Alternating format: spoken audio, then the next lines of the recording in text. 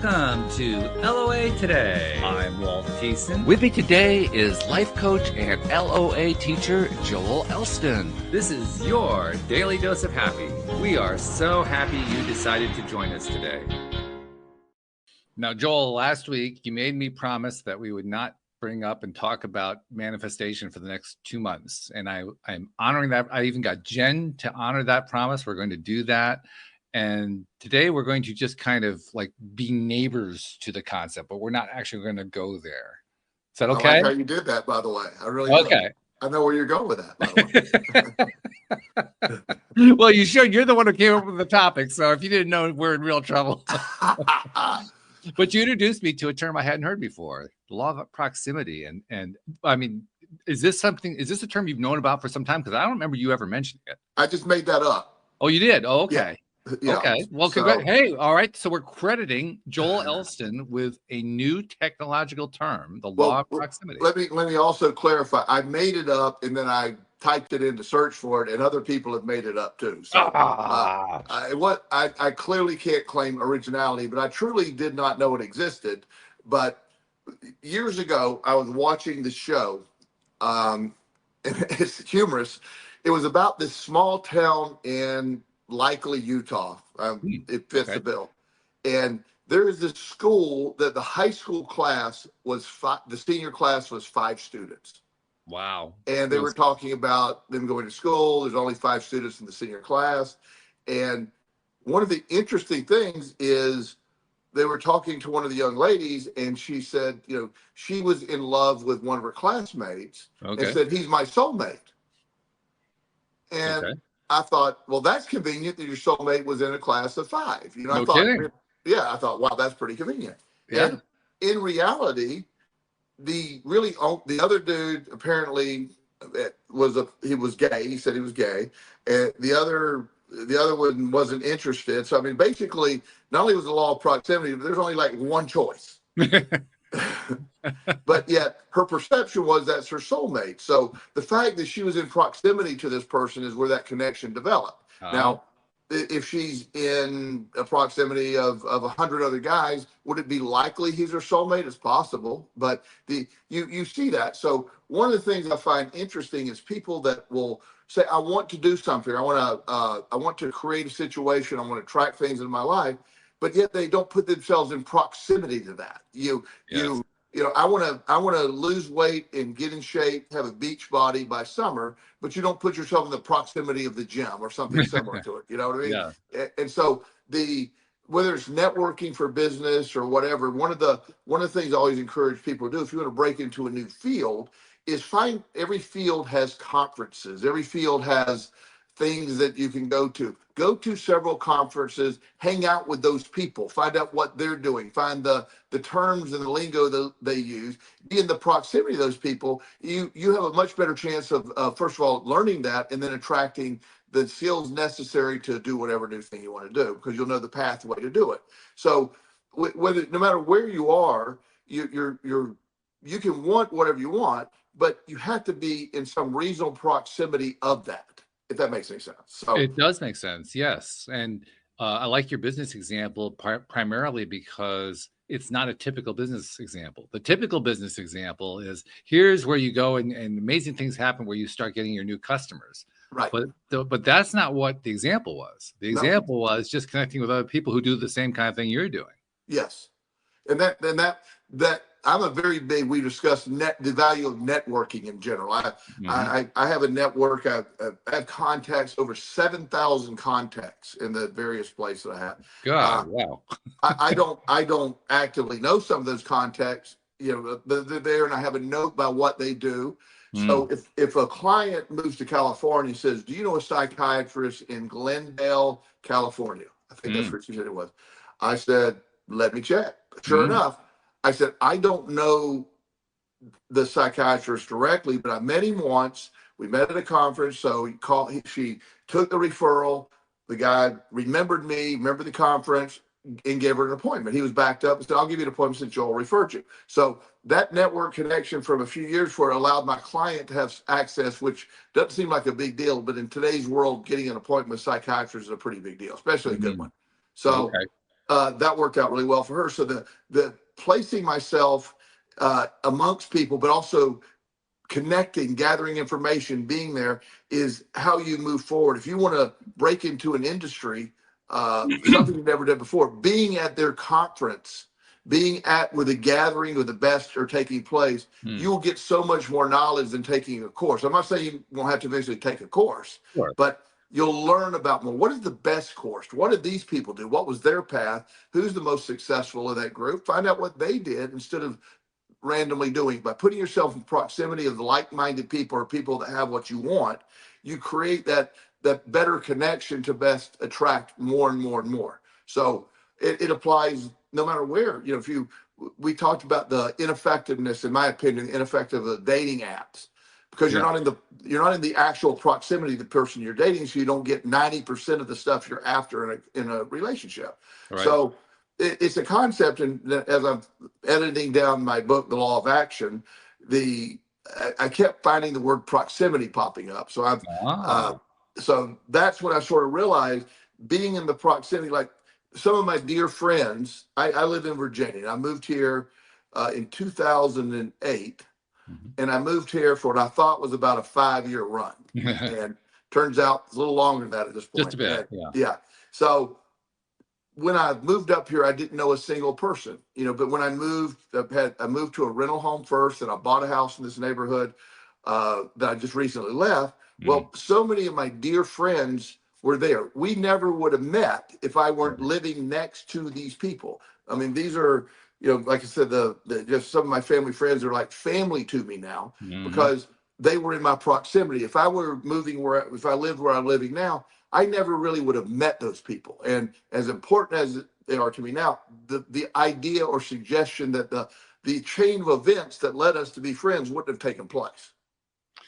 There's also something that you touched on, but you haven't really honed in on. And I want to hone in on it for a second, because not only did you put yourself in proximity for that, and for other things, like you mentioned, going to conferences and so forth, not only did you do networking where you meet new people, preferably people in the same kind of field so you can learn stuff from them, or, that kind of thing, but you kept records. I mean, you could actually tell us there are 7,000 people in your circle. And the fact that you can tell me that is what blew me away. Like, wow. I mean, most people don't keep those kinds of records, and that's really, that's impressive, but it's also a life lesson. Also, and I want to be very clear that to my people who are very organized, my records simply say medical doctor, psychiatrist. I don't get into deep descriptives of them. I just want to know what they do. Okay, so don't think Joel is really that efficient. Let's be clear. You're a lot more efficient than most are, honestly. But, so like when I meet people and let's exchange contact information, they have, they'll usually put Joel Elston, life coach guy or whatever. And I will put, just financial broker met through so-and-so or whatever.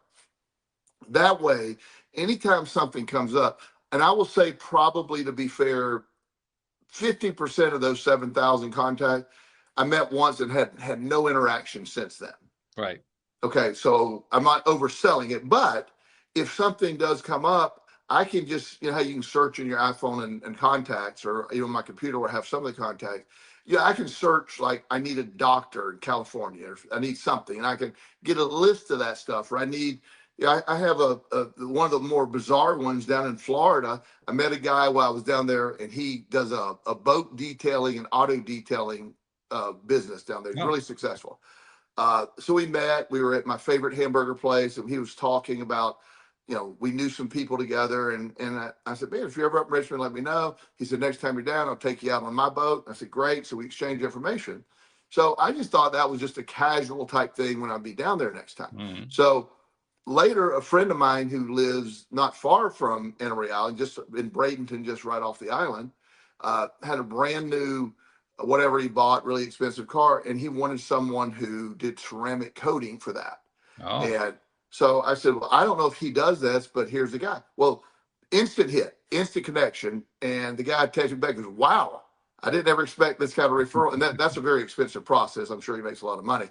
Sure. And he was super happy to do it. I laughed. I said, that's one of the most random, because it's not my wheelhouse, but Right. even there it was available. Yeah. Yeah. I think probably the first thing that grabs my attention when I think about that practice of yours to collect that information. And yes, I get it. It's very surface level information. You're not going in depth in any way. But there are two pieces that jump out at me. The first piece is you really find those contacts to be valuable. And I can't honestly say that I've ever thought of it that way.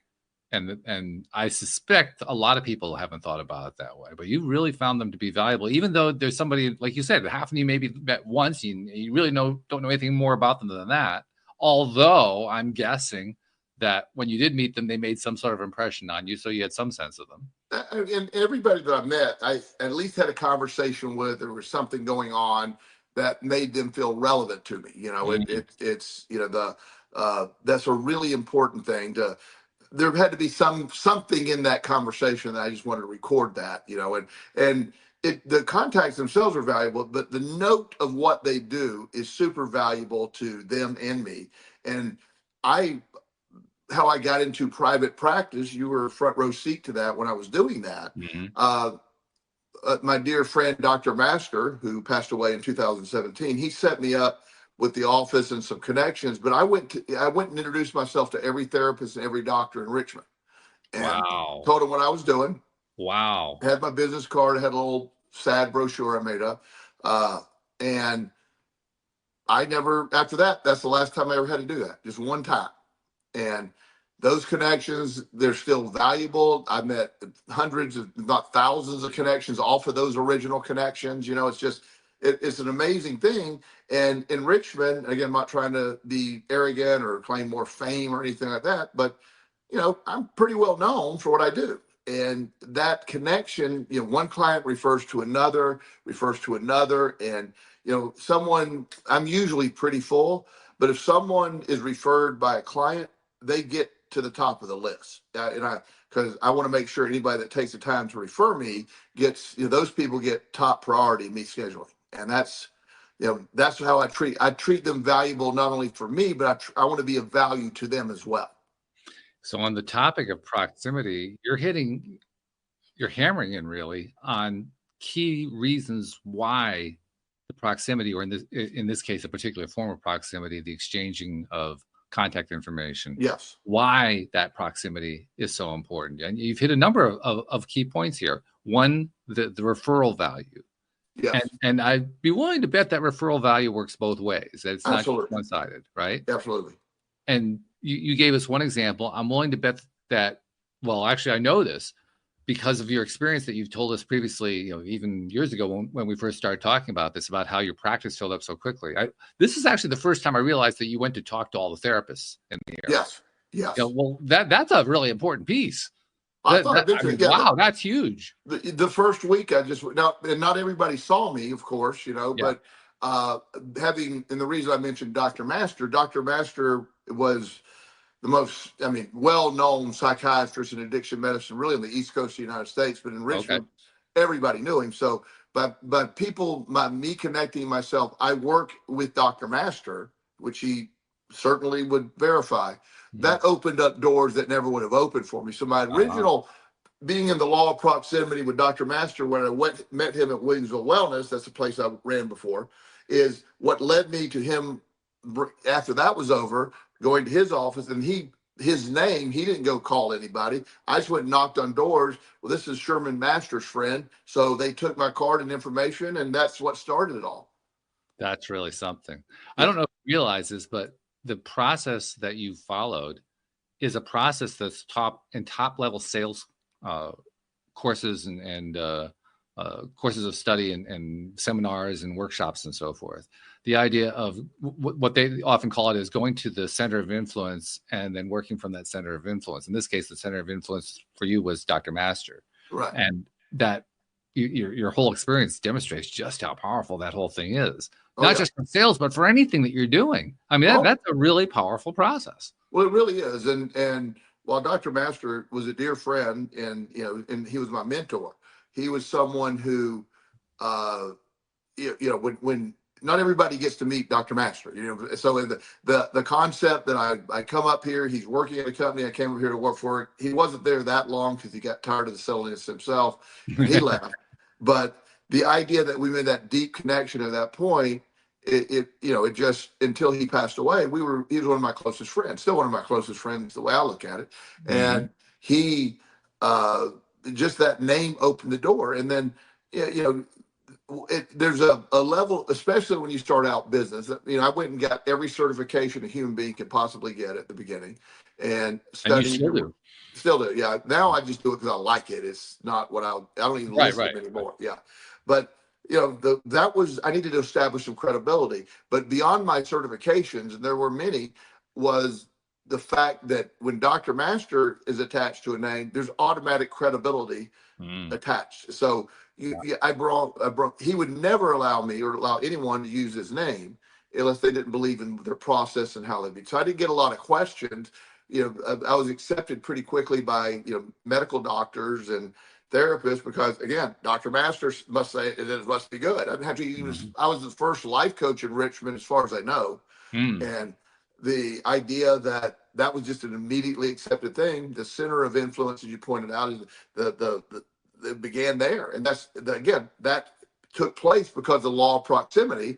I never would have met him unless it was under those exact circumstances for that short period of time. So now that we were seeing a really great example, and we've talked about a few other examples too, about how the law of proximity is so important. Let's kind of spread it out a little bit. Let's expand the range to other areas of life. So one of the first ones that comes to my mind is you work a lot with people who are either dealing with money issues or something related to a money issue. And I wonder if you can kind of like just lay out some examples of how proximity has helped people that you worked with perhaps to change their situation. Well, often people inherit money behaviors, generationally it's passed down, poverty or spending, and a lot of things go along with that. When somebody comes to me with one of their main factors, as being money, not only do I obviously talk about the law of attraction, but being around people who are good with money, being around people who understand that, like, who are you, we have multiple examples of this, but here's an example of a recent one. So this guy comes to me. He's actually a pretty well-known, has a mechanic store here in town. He's very, very successful, well-known. He's terrible with money. And he makes a lot of money, but he spends a lot of money. So he's like, I want to attract more money. And I'm looking at all the money he's got. So you're attracting a boatload of money, but you're also getting rid of it as soon as you attract it. And I'm all about abundance and buying whatever you want to buy, but also you got to have the mindset of, I want to have an abundance, so you don't just waste money either. And so we were talking, and everybody in his family generationally, except his brother, was a spendthrift. They all had several declared bankruptcy. His father declared bankruptcy, his mother declared bankruptcy. They had a bunch of debt. I said, what happened to your brother? And he said, well, he's a little estranged from the family. Him and I aren't estranged, but he sort of got away, and he is wildly successful, and he invests his money, and he does, he has his own business. And I said, so here's an idea. Since you're not estranged from your brother, why don't you go hang out with your brother for a while and see what he does? Okay. And so he did, and they came back to report. He said, well, he said, I took notes. Here's what he does, and everything his brother was doing is what I would recommend. And I said, well, that's basically what I've done. So you have now two people that have done it this way. Explain to me why you wouldn't do it. You have 100 examples of those who've done it the other way, but they all end in the same position you are. So he then started seeking out other people, friends that, like he has a friend that never buys a new car. He always buys a used car. He's very successful, but he just has his way of doing things. So that was another friend. So he eventually created a sort of a mini mastermind group that I like to point out what he didn't know what he's doing, but he created that, mainly dealing with, so he shifted what mattered. Without changing drastic lifestyle, he quit wasting so much money. Then he started investing it properly. And then, now he's doing really well with it. And once he paid off his credit card debts, If you have, by the way, if you have $10,000 or $100,000 worth of credit card debt and you're paying 18% interest, there's no investment better than paying the credit card debt down, because you're making 18% of your money when you do that. Absolutely right. And if you can find 18%, you won. That's a surefire way to make 18%. So he did that, and so putting yourself in the proximity of people who are living a life like you want. When I went to Gamblers Anonymous the very first time, that was a zoo, and I was looking around, and everybody that was talking was just talking about the horrors of their gambling from years ago and how miserable they were, and how they were just saying things. I was like, if that's recovery, I don't want it. I remember thinking, but there's one guy that talked about, he mentioned, he said apparently he had a really bad past. He eventually became my sponsor. I really like this guy. But he just made a brief statement but he talked about the benefits of his recovery, the success, not having the pressure of and he was talking about what I wanted. If the other people were talking about the horror stories and how much money they lost and their terrible gambling stories, I already had that. I wanted something I didn't have. So I put myself in proximity of him. He was my sponsor. We used to go to meetings together. That was a big influence on how I saw Gamblers Anonymous, at least that one. And when I go to meetings, I will only pick out those people that are talking. When I go to a meeting, I have 30 years clean from gambling. 30 years clean. So a newcomer doesn't want to hear, oh, Joel's got 30 years clean. It was really bad. He don't want to hear my war story. He wants to hear, how did you go from homelessness, jail, to being you today? That's what they want to hear. So I want to deliver that message. So being in proximity of me at a Gamblers Anonymous meeting would give, not everybody's doing that. Most of the people are still stuck on, well, I gambled so bad and I had to do this. And it's like, yeah, it's terrible, but you got to quit telling the story as it was and tell the story of now. Do you think that's one of the main reasons that you've shared with us that people who just do the 12-step programs, I'm not talking about people who do other, therapy or whatever, I'm just people who just do the 12-step have such a low success rate? Is that because of what? Yeah, I think it's a major factor. Some of the outdated concepts, like if you're 19 years old and you go to Alcoholics Anonymous meeting, one of the first things they say is, you can never ever drink again. Well, telling a 19-year-old they can't have a beer ever again is not going to be, they're going to laugh at that concept, because now, would they be open to the idea that they need to stop drinking for a little while? They usually are, but you can't tell them for the next 60 years you can't have a beer. So there's a lot of things going on in that, and plus just hearing the same stories of misery over and over. I know people that were in Gamblers Anonymous. I got kicked out of a meeting one time. Really? Yeah, because of course, me. So there's this guy that he was telling this story. He pulled up in a really nice new Cadillac, and obviously he's having a pretty good life. He goes, I haven't gambled in 10 years, and by the grace of God, I hope I don't ever gamble again. But I'm in this meeting tonight, and I'm just as miserable as I've ever been. So, and you can allow comments. And I said, have you considered going back to gambling? It sounded more fun. Well, now we know why you got kicked out of the meeting. But I really didn't want to go back to gambling. But I was trying to make a point. You think you're helping the 30 people in the room by saying you're going to be just as miserable 30 years, 10 years or whatever that time was into it. You're not. You're having the reverse effect. You're telling people it's not worth it. I'm still miserable. So the meetings are full of that, that negativity, and addiction is very seldom positive in the beginning, obviously. Sure. But people are looking for someone who did it. They overcame it. They just blew past it. And, my story gets pretty dark and deep. And so when people find out, my gosh, that happened and this happened. Yeah. And there's a lot of those out there. So that's the problem with, I think, 12-step meetings is you're in the proximity of generally negative-minded people. They're not bad people. They were just they follow the script. When they arrive, they just tell the war stories often. Obviously, there's some really good meetings out there, and those aren't the meetings I'm referring to. Sure. But those initial meetings you wouldn't have been kicked out of those meetings anyway. What's that? You wouldn't have been kicked out of those meetings anyway. No, they'd all laugh at that one. That one was just, but you can't tell somebody I've been doing this for X number of years. and realized, and by the way, his life wasn't miserable. He just thought that was the story he had to tell, I believe, and Yeah. you get stuck in who can tell the biggest story, who has the worst story. And I always tell people, you know what the worst addiction is? Your addiction. That's what the worst addiction is. Whatever it is, it's your addiction, because that's affecting you. Yeah. It reminds me of it was kind of a game that was played for a short time when I was a kid. And it was, I think it was actually based on a comedy routine, because you did it kind of like a comedy routine.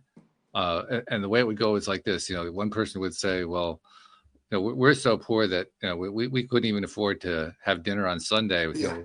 And the other person would say, you had dinner on Monday through Saturday? Oh man, that's nothing. We were so poor that, and it just kept getting worse and worse and worse and worse. Yeah. No, that's what they do, sort of. There's several examples of that. So at least for me, I actually avoided the 12-step meetings when I was able to. And when I was in the sober living home, I had to follow those rules and go. But after I was done with that, now I still do obviously plenty of quote unquote therapy. I literally talk to people for 40 hours a week about stuff. I have my friends that we have meetings, kind of stuff for our version of meetings. So it isn't that I'm not addressing things, but I have to be, my rule, if I have the group that I meet with are all like-minded people, law of attraction, positive, let's look at where we are. Let's look at what we got. Let's not suffer and continually suffer from the things that happened 20 years ago. They're done. We have a new version of life. The past only has the power we allow it. And getting stuck in that just decompensation of discussion about, oh, well, I remember how miserable it was. I ate out of a trash can. It was sad. And it was. But certainly, I don't want to live in that energy for an eighth of a second. I know it existed. I tell the story because it helps punctuate. I don't stay there. I'm there for about an eighth of a second, and I move on. Right, exactly. You don't stay there. That's the big lesson there. I know from my own experience that the importance of surrounding yourself with people who are like-minded is very high. It's a very high level of importance. Yes. And one of the benefits that comes out of it is that even if what you're aiming to connect to is not exactly where you want to be, but it's better than where you have been. Yes. It's interesting how that creates sort of to use the Abraham term, a vortex. It has a sucking effect that kind of sucks you over to the area you really want to be in, almost without realizing it. And I think a large portion of it is what we're talking about here, this proximity idea, particularly proximity to the kind of people that you really want to have in your life. Right. Yeah. And it takes time. It doesn't happen overnight. Well, you have to do it like one step at a time and one person at a time. And, this person's better and I'm going to go a little bit more with them and so on and so forth. But you get there. When you get there, you're absolutely right. And this is where the law of proximity, the law of attraction can have merging effects. So when you get the law of proximity, you're around people, you like-minded people, then you keep being drawn to like-minded people because the gravity of that, or the vortex of that sucking energy you're talking about that pulls it all together. The foundation of the law of proximity eventually makes the connection to the law of attraction, which draws everybody to you or you to them. And that happens all the time. And sitting down, I think I shared this one time on the show. I have a friend was having dating problems, and apps didn't work for him. He was a doctor, ER doctor, and never had off. And so there was a talk that we were going to, and it was a very boring talk to most people, but it was like neuroscience involved and all that. And I was, of course, I'm being the nerd I am, I was all excited. So sure. I talked about him about going. He said, I don't know, that sounds boring. I go, just go. And so we get there, and he's on the way there. Like, I guess I'm just going to be single the rest of my life. And I'm really tired of him saying all that. I go, yep, you are. Forget it. You're done. And just quit talking about it. Let's go. So he laughed. We go in there. So when we get there, these were assigned seats. We have really good seats. So he sits down, and there's this really nice lady sitting next to him. And I sit down, and he doesn't even notice her. And so I basically reached her and said, hey, I'm Joel. It's nice to meet you. And she goes, oh, I'm so-and-so. I'm a med student, pre-med. I'm in residency now Okay. and over at so-and-so. And I said, this is my friend who obviously doesn't have a tongue right now, and I introduced him and all that stuff. And he's like, oh, hey, how are you? And so she said, are you into neuroscience? And I said, well, I really am. I said, particularly as it relates, I'm a life coach. And she goes, oh my God, I think I've heard of you. And so we started that. Okay. And then he's joining the conversation. I got those two talking, and I leaned in and said, I got to go take this call real quick. I'll be right back. I didn't have a call, but I just got out of there. Right. And I sat behind them. They didn't see me. They talked the entire time. Wow. And so I put him in I didn't know she'd be there, obviously. Sure, yeah. That's the law of attraction in play. But I put him in her proximity. He was a little silly that he couldn't see that himself, but I had to sort of fuel the conversation, and I got out of there. Well, they're still dating. They're doing great. They're probably good for them. Because neither one of them were going to work on the apps. You're not in residency. You have no life. There's nothing you can do. You work. You're a doctor. That's it. That's it. And he's an ER doctor that works overnight, so their schedules weirdly unite. Okay. They are fascinated in the same things, but he would have never met her for neither. She's never even understood the app. She isn't on the apps. And she just was there. She said, I've never thought I'd find somebody at a neuroscience discussion. And I said, yeah. And so I've had dinner with them a couple of times. They're great people.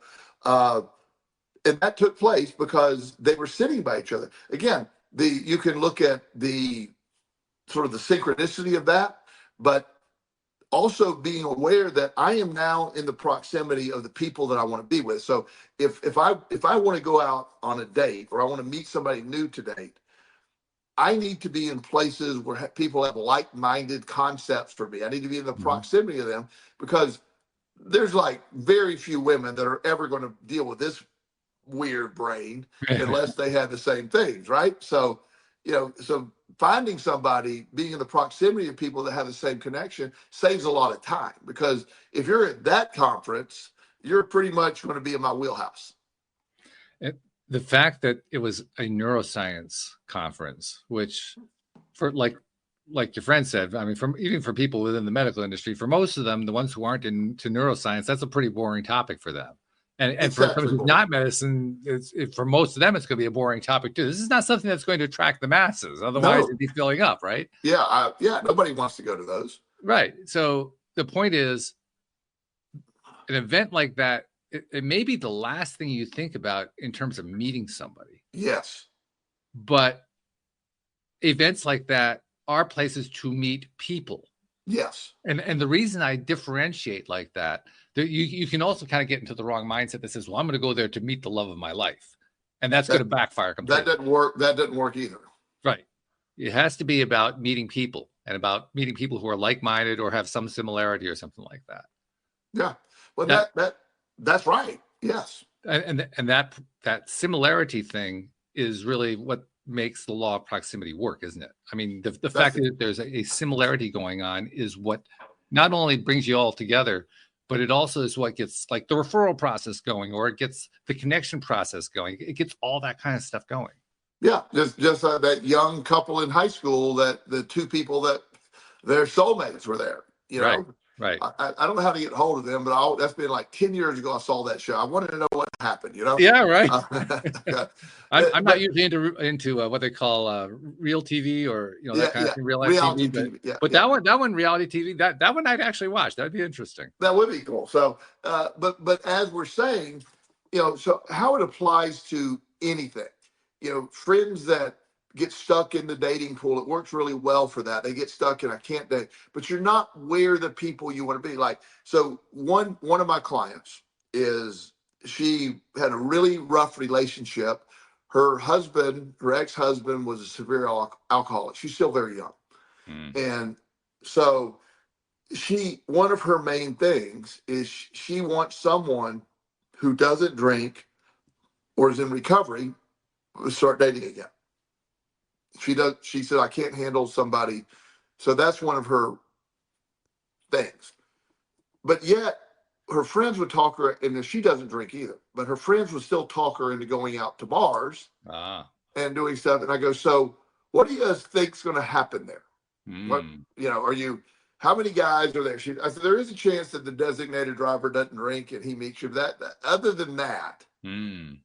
people are generally going to these clubs to basically get drunk and have fun. That's what they're Pretty trying much. to do. So where would you meet people outside of that? I don't want you to go troll AA meetings. That's not good either. That's not really acceptable use of AA meetings. But beyond that, we're people that are healthy. Maybe the gym. There's Mm. there's cycling clubs here in town. There's a walking club. There's a show dog club. There's all these clubs. Right. And so the people who generally follow a healthier lifestyle will have more aware of that. So just put yourself in there. So she started finding various places where they go. So she met this guy at a cooking class one time, and totally, this goes to your point, she was not going there to meet him. Right. She was just meeting people. And Mm-hmm. so they were by each other. They had this cooking class where they each had their own little area. They were preparing the meal. Well, one of the ingredients was wine in the meal. So the guy asked, will the alcohol be good? And he goes, yeah, alcohol's absorbed. It's burned off. So it's just for flavoring. So don't worry about that. He goes, well, that's good because I don't drink. Well, she looked over going, wow. Okay. And she said, I don't drink either. That's a good question. I was going to ask that same question. And they just started helping each other and talking. And it turns out he had almost an identical story. The woman he was going to marry had a severe hidden alcohol problem. Wow. Fortunately, he didn't marry her. She was able to get help. I hope that worked out. But he was there. Look, he didn't go there to meet anybody. He just likes to cook. But being open-minded to the concept, they started dating. Yeah. And, yeah. Because you went to a cooking class. That's not necessarily no alcohol there concept, but the fact that question was asked, you put yourself there, that question connected them. And as a reminder, as much as we like telling stories like that because they're fun stories, that's not the experience when you go to most of these things. Not at all. But if you go with the expectation of being that definitely won't be your experience. Yeah, that's right. That's right. I remember, and you'll remember too, shortly after, well, actually, I'm not sure if I told you about this. Shortly after my divorce, I went to a Super Bowl party because I got divorced at the beginning of February. So the Super Bowl came right after that. And basically went there just because, well, I got to start getting back out in the world. That seems like a good place to go. I didn't know anybody there, and walked in and got greeted by the hostess, who was really very friendly, very nice, and introduced me to somebody who was standing right there, very short woman, very, very nice woman. And we ended up talking the entire night.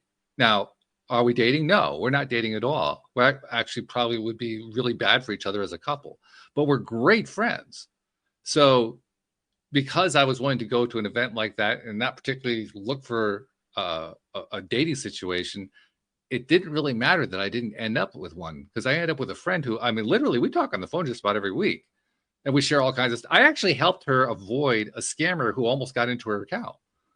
I think what you're realizing as you're talking about it, the last thing you needed to do a few weeks after your divorce was fix. You didn't need that at that point. What you needed Absolutely, was yeah. You. I know how difficult that was for you. That's a very difficult time for you. Oh, yeah. The idea that you weren't healed enough, in my opinion, I'm not trying to. No, that's a fair assumption. Yeah. So what you really needed was that friend. That's what I just need to get out and meet people. You needed. I'm so glad you went, and that connection is super valuable. It's the only connection you needed at that point. You really needed that at that point. So it worked perfectly. So whether you manifested it or not, whether you intended to or not, you attracted exactly what you needed. Yes. And by the way, I didn't actually meet the other people at the Super Bowl party. Yeah. I literally spent the entire time talking to this one woman. Yeah. That was it. And we had a great time. It was wonderful. And when I walked away from it, I said, oh, I never really introduced myself to the others. And you know what? I really didn't need to. I believe you weren't intended to meet the others. It didn't matter. They weren't there to matter. Pretty much. Yeah. I think that's definitely true. But when I look at that story, that's the universe giving you exactly what you needed at that point. Exactly. You Yes. know, the idea that last thing you needed was getting a relationship. Yeah, I really didn't need Yeah, that at she's all. probably Yeah, not even your type, but she's an incredible friend. You're a very good exactly. friend with her, and that's very valuable. So when you're doing this, your expectation of it is to meet people, is to network, is to put yourself in the proximity of people that are like-minded, people that think like you, people that have the goals, the people that are driven like you. I can't be around negative energy very long. Mm. It's, I've had many examples we shared when somebody, I don't try to convince anybody about the law of attraction anymore. I don't. If people ask me about it, I'll be glad to share. I'm not going to argue with you. I'm not going to tell you why it's right. I have right now many, many years of it working perfectly in my life. I don't need to sell you on it. And I'll tell you how I use it, but I'm not going to debate the concepts with you because I tried too hard to use it and it wasn't effective when I was trying too hard to use it. Now I just sort of like whatever, and I do it.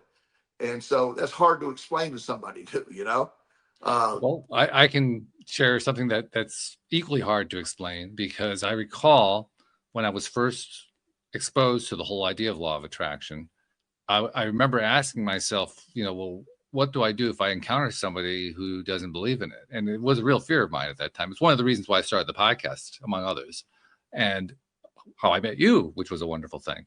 Sorry. Boy, there's another example of proximity because we also lived within a short distance of each other at that Yeah. time. Sorry about that. Sorry. No apology necessary at all. But the reason I mentioned this is that despite the fact that the people who come into our lives have different interests, different perceptions, and so forth. The thing that has played out over and over for me is the one thing I thought could never happen, and yet it was the one thing that I need the most, and the one thing, touching on your point that you raised, and the one thing that I I really wanted to believe, but I just couldn't believe, which was that everybody would believe in the law of attraction. I literally couldn't believe that, and to this day, I still can't really believe it. But Right. you know what has happened? I I can't remember the last time I met somebody who wanted to know about the podcast, because I often mention that I do this podcast, and wanted to know what it was about. I told them, and they said, I think it's a bunch of bullshit. Yeah. I can't remember that ever happening, not even once. And when I started this show, if I had proposed that idea to myself, I would have thought that was ludicrous. Yeah. But I get it. exactly the opposite of what I expected happened. And it happened because I put myself into a mindset, into a focus, talking to people like yourself who were the vibrational equivalent, who were the vibrationally where I wanted to be. And sure enough, that's what I've attracted in my life every time. Every time, over and over again. I mean, you tell me stories about people you encounter who are fighting it, and I say, wow, I'm not used to that. Tell me the story. Well, no, the way I meet a lot of people, they're clients, so they're coming to me on a different vibrational level. Absolutely, yeah, sure. So when they say, I've had a couple of clients say, "Look, that's crazy as hell." I go, "It is, it is. It's wacky," and I don't sell it. I just simply, they said, "What changed?" If you ask me what changed my life more than anything else, there's two things that changed my life. Okay. In my recovery. First of all, you know how dedicated I am to working out in the gym. That saved my sanity. That allowed me to live. Right. And I'm adamant that was the first process. Mm-hmm. The second was the law of attraction, which changed everything. And I would never got to the law of attraction if I weren't working out. I'd probably already be dead at that point. But so my addiction, I used exercise in the beginning. Then when I discovered the law of attraction, how to change the perspective, because I was in recovery, but life was not going well. I was still very negative thinking. I always had bare minimum, but I never thought I'd have more than bare minimum. And in any area of my life. And then once I got law of attraction and it started, working, and it worked as fast as I would allow it to work, if that makes any sense. It could only work at the speed that I would allow it. And I didn't think anything. Which is what we all do. Yeah. And so it's instant. but very few people are able to handle instant. So they don't believe it works, so it doesn't work. But most people accept incrementally, it will work. So, I have every now and then I'll get some weird comment on my Facebook post or whatever about people that, you don't understand. You're a victim blamer. You're this or that. It doesn't work. You're full of shit. And I don't have to defend it. I'm just, I tell you, and I tell you, I'm not, I appreciate the large dollars I make for being on this podcast, which, which is none. I do it because I love it and I love you. We're friends and I love Absolutely. our interaction. But the reality is, I'm not saying this to impress anybody or try to get me to believe it. I don't care if somebody, I really don't. It doesn't affect me. But if you ask me what is my belief system and how does it play, the law of attraction is it. It's factual. Yeah, absolutely true. Yeah. Yeah. Now let's tie proximity in, because that's the topic we decided to Sure. attack today. The proximity, first of all, you pointed out something that I kind of skipped over, because there really were people who were in the outer edges of my circle who I would encounter who did not believe in it. And it was always online, and it was always in a group with somebody who I had no connection to, and they had posted something randomly and I'd respond to it. Those were the situations in which I would encounter it. I would never encounter it in any situation where I met somebody in person. That never happened. That's fair. But through social media, yeah, you're right. There are times when I would encounter that kind of thing. So there's an example of proximity. I mean, I think it's safe to say that other than not knowing or encountering somebody at all, meeting somebody on social media is probably as close as you're going to get to not meeting somebody at all. I mean, it's about as far out, the furthest edge of somebody that you're going to possibly meet. Probably not the most ideal form of proximity that we're referring to.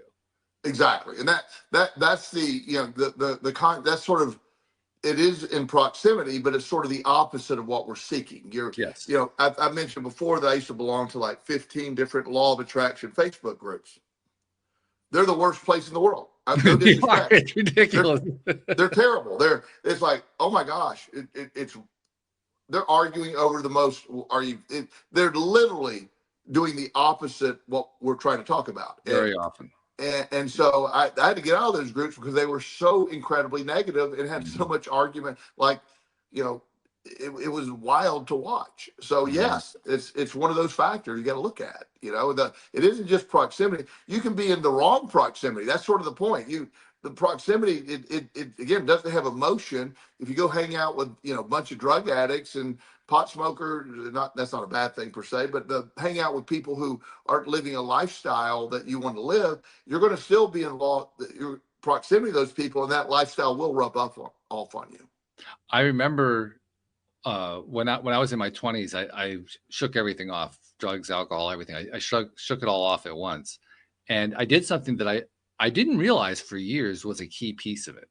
That because I succeeded, I succeeded where other people had not succeeded. And I thought it was pretty easy. I didn't understand why it was so difficult. Now I understand a lot more about why people would find it to be difficult. And this one thing that I did was a lot more important than I realized. I literally changed my circle of friends. The people I hung out with, I just stopped hanging out with them and started developing a new circle. Now, let me be very precise here. We're not talking a circle. We're talking about a circle about this big. Yeah. But nevertheless, I changed that circle. I said, I know if I go hang out with them, I'm just going to keep drugging and alcoholing and all that kind of stuff. I have to change the circle. And so I did. I had no idea it was the best thing I could do. None whatsoever. But it was. Well, that's the ultimate is, I had a client a long time ago. I worked at this this facility that Dr. Master was involved with, and I would run groups from them occasionally. This was not my normal clientele. My clientele are usually upper middle class kids, that kind of thing, professional athletes, and a lot of stuff like that. Even though I meet with all kinds, that's my main group. So I was dealing with a lot of heroin addicts, and that's not normally who I treat. I might treat them on the back end, but not certainly in the middle of it, because that's a very complicated process. So there was this young gentleman there. I really liked him. He after he would always show up at my groups. He said, man, he said, your groups are so different than everybody else's. You talk about the right stuff. And so he said, how much he couldn't afford to see me in person. But I said, well, we're at the groups. And so he described the situation. He got out of treatment. He was clean. And the area he lived in, everybody did heroin. Everybody. That's not an exaggeration. It's just, that's where he lived. And a lot of people have a hard time understanding that. That's how some places are.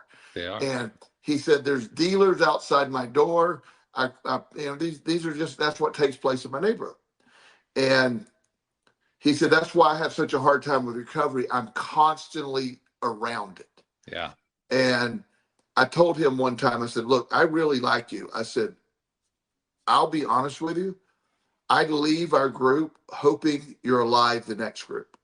And I said, I mean that not to be negative, but just to say, is there any way you can move? And he goes, Joel, we can't. It's just not possible. I have no other place to be.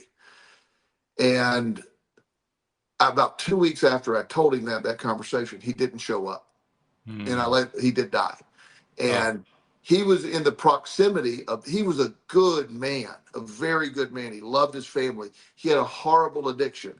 If he could have gotten out of that area, and he would have had a much better shot. But as you're saying, he was forced in the proximity of his drug. And, imagine coming home from a rough day at work and you've been fighting this craving, you've been doing well. And this guy just gives you an Oxycontin, just says, don't even pay me. He's here. And he's right back on that. And he got a hold of a bad pill. Apparently he died of a fentanyl overdose, and a good man died. And the proximity that he was stuck in and could not find a way out of it. At one point I said, find a place. I'll help you. I'll do something. We'll find something. You gotta get out of there. It's just, and he was also mentally stuck in the proximity of that too. He didn't really see there was another way out. And it cost him his life. So the law of proximity, it happens. It is, when I say that, it's just like the law of attraction. Law of attraction is not positive by itself. It just is. The law of proximity operates the same function. It's you can go to be in the proximity of the wrong people and have it affect you equally as negatively. And I love the example. I mean, I'm very sad for the man that he wasn't able to make the change and that it cost him his life. But I love the example because I love the illustration that it creates about how important it is to make the change when it seems impossible to make the change. Yes. Because that's what it seemed to him. I mean, quite honestly, it's very clear from the story that you told, he really believed it was impossible. He did. And that's when it's the hardest to believe that we always have a choice. I mean, he thought he didn't have a choice. He thought he had no choice at all. Right. But he actually did have a choice. Let's just touch on that piece as our final discussion for this overall topic of the law of proximity. When we're faced with a situation where it seems like there is no way out, somehow we have to make that choice to believe that there's a way out, even if we don't know what it is. And that's the I forget whoever said the quote. When you tried everything possible, remember you haven't. I don't know who that was. It's a good quote. But the idea that there's always, you need to be able to. This guy that we're talking about, if he would have, like he was changing his proximity, he would come to these meetings where I was at. He would specifically, and my meetings were generally always booked up, and always made sure he had a seat. You know what I mean? No matter what, he had a seat. And he always would sit by me. And everybody used to kid, you're the teacher's pet. They used to laugh at him. He said, yes, I am. Thank God. But so he was changing. But like you're saying, when your overall belief is that something is not changing, it can't change, it's impossible, you're actually creating that within the law of attraction that we're talking about. Right. It wasn't changeable because he believed it wasn't changeable. That. And so if I would have had more time with him, I like to think I could have guided him to understand that. If you're going to pack everybody up and go move in with your grandmother who lives out in the country, let's figure out how to do that. Whatever it takes, because you're in a fatal situation. It's a matter of time before this gets you. I'm curious to know what your take is on what I'm about to say. I really believe that the way to make a choice when there seems to be no choice is to say, I have no idea how to do this, but I'm going to choose this other alternative. I can't see how to get there, but I just choose it anyway. I had that. That's my turning point in my life. I sat down in Florida deciding, am I going to put this bullet in my head, or am I going to go get this, go face all the stuff I have to face? I didn't even know what that meant. I had to make a decision. But once I did, the next step was obvious every time. The whole path was never laid out, but the next step kept being obvious. That's hard to believe when you're faced with the feeling that you have no choice. Yep. It's hard to believe that if you just put yourself for a moment in the idea that, yes, this can happen, even though I don't have a clue how it can possibly happen. The idea that if you do that, you're going to have an obvious next step seems ludicrous. Now, I didn't understand I'd have it.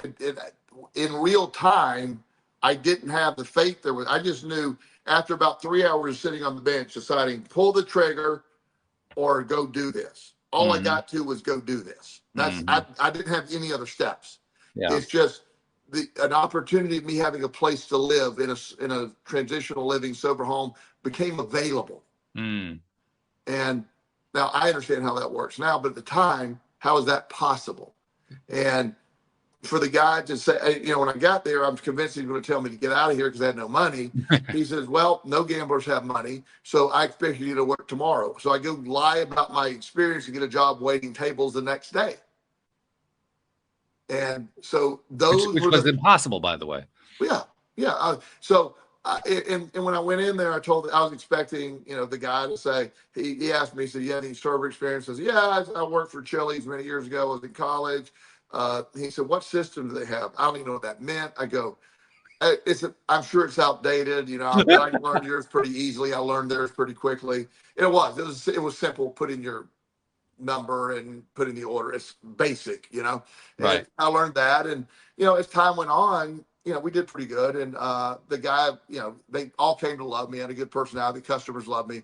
And one day I was asking, he said, do you realize I had zero experience? None. And he goes, I thought that for a while. He said, but you covered it really well. So you do a great job. But I didn't even know the terms. I'm like, I don't even know what we're doing here, but it was, it worked out. And, those actually made some friends. They were part of that networking in the beginning. I made people that made cool friends that a lot of them had some issues going on, but I was able to connect with them and not be involved in their issues. And I used that as a stepping stone to the next level, which led to the next level, which led to the next. And none of it ever was clear. When I say it, there was always a next step.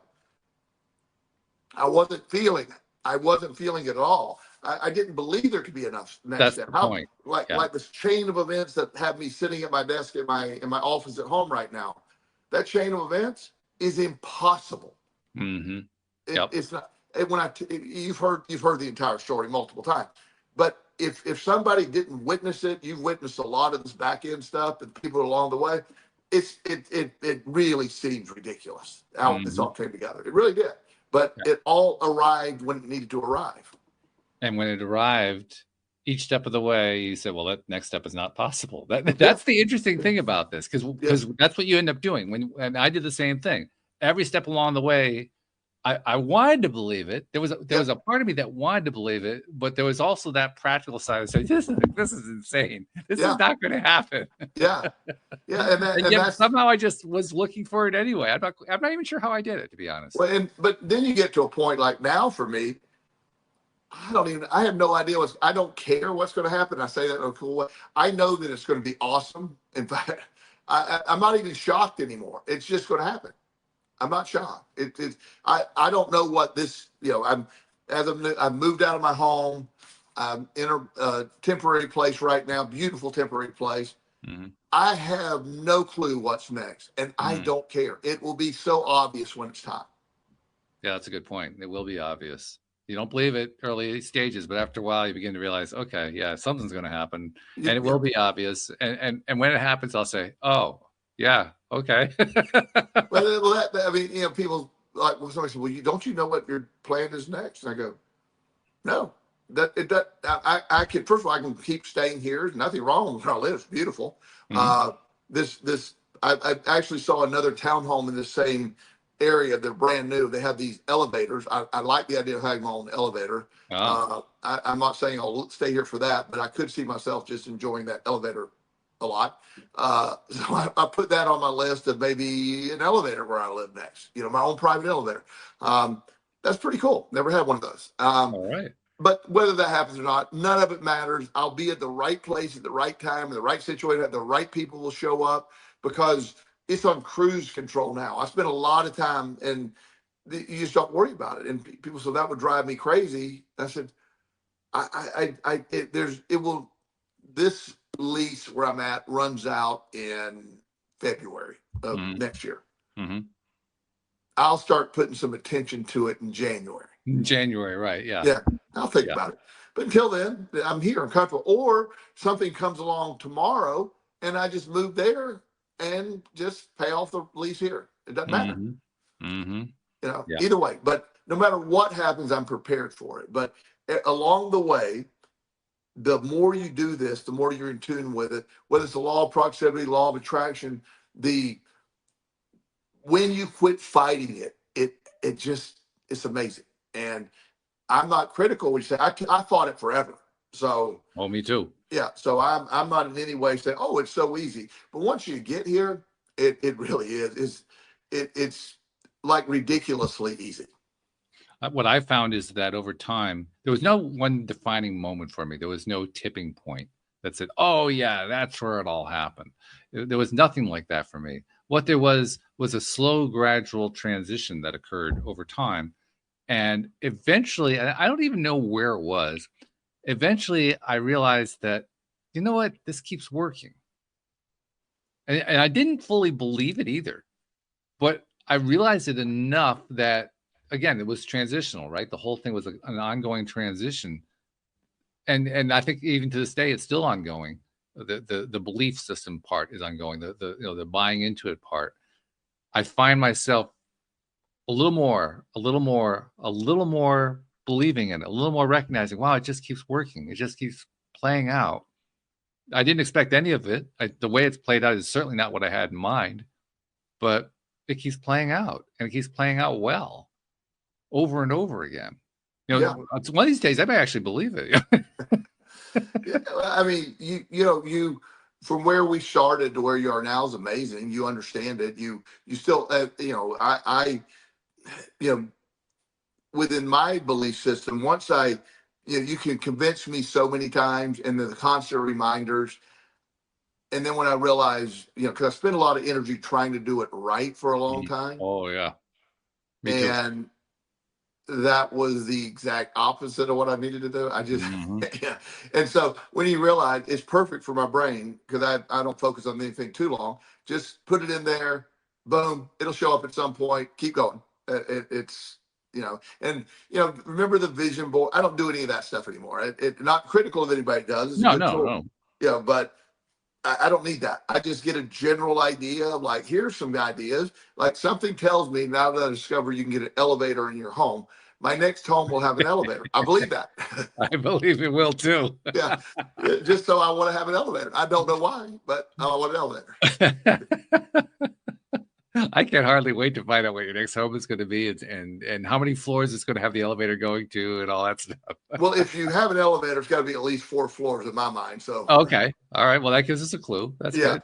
Yeah. It has to be 4 floors. It doesn't make any sense for 2 floors. It's kind of silly for two. Yeah. Yeah. Well, I'll tell you what. I'm looking forward to observing that story from afar while I observe my own story up close, and doing what we do here, where we share those stories. So thank you for continuing to share those stories with me. Well, definitely. I really appreciate the flexibility of the topic. I really enjoyed this. Yeah, yeah. And we only manifested the word manifest once at the beginning. That was it. Yeah. We stayed away from that. So we are trying to ban that word for a little while. There we go. All right. So I think you said 2 months. That's one down. So we've got 7 more to go. We're okay. We're on track. That's good. So thank you very much. Thank you to our podcast listeners everywhere. We'll see you all next time here on LOA Today. Goodbye, everybody.